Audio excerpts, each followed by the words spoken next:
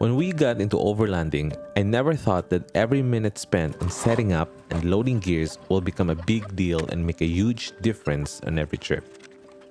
Yes, a minute or two is not a big deal when you go for a trip once or twice a year, but if you are going every single week, you need to save every single second as much as you can.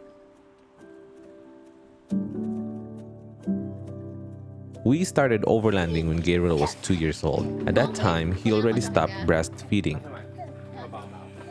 So every time we go overlanding, we always bring a gallon of fresh milk every single trip. And it was okay for the first like 3 to 5 times, like put it in the cooler and fill it with ice and all those jazz, like what you also do. But it became so difficult every time we empty the water and then fill it with ice over and over again. And the worst part is, like, if you forgot to check your cooler, no doubt your food is already swimming in a cold water. So I decided to add a fridge or freezer in our gear, so my wife can also bring an ice cream on our trip. So since I already have this portable battery from EcoFlow, which I always bring with me every time I go for a shoot to charge all my battery, I kind of thought like there should be a way for me to integrate something so that I can also charge this battery when we go overlanding, and I can use this one. And at first I was just charging this battery in the 12-volt outlet, and it was okay for the first few times because like when we leave the house and we go to like any camping site or any backcountry, it's kind of like an hour to 2 drive, and that usually help out to really like put or bring power into this portable battery. But unfortunately, it was okay for like a night or two, but we started to go overlanding like 2, 3, 4 nights in a row.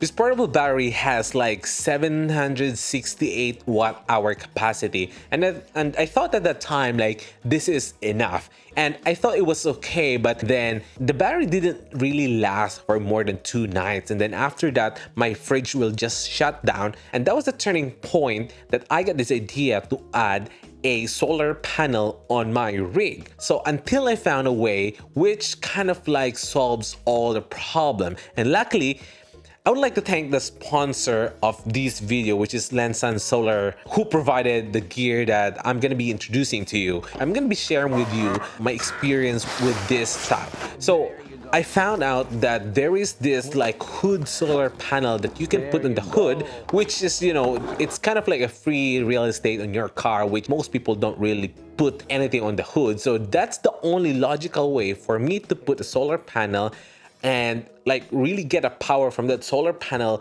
going to the portable battery. And that's Lensan Solar is pretty kind enough to send me one for me to test it out and really test it out outside the field and give my thoughts about it.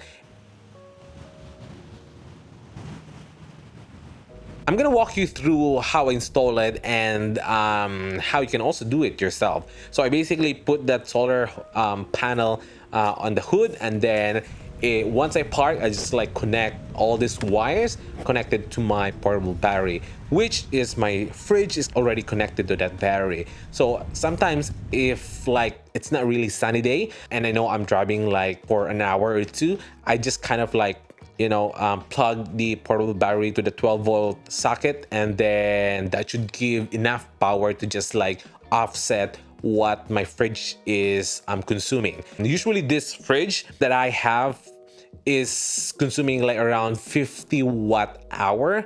So since like the car is giving power like around 100 watt, then nothing's gonna happen. It's just like it's still fully charged when we get to the campsite, and then when we park and then the engine is turned off, then that's the time I switch the solar panel and then just connect it to my portable battery, and that will last for more than 3 nights, and that's in a perfect weather condition.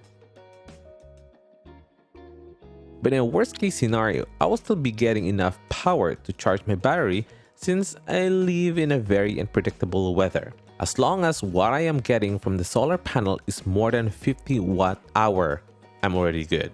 That's why I decided to add an extra 120 watt on top of my tent.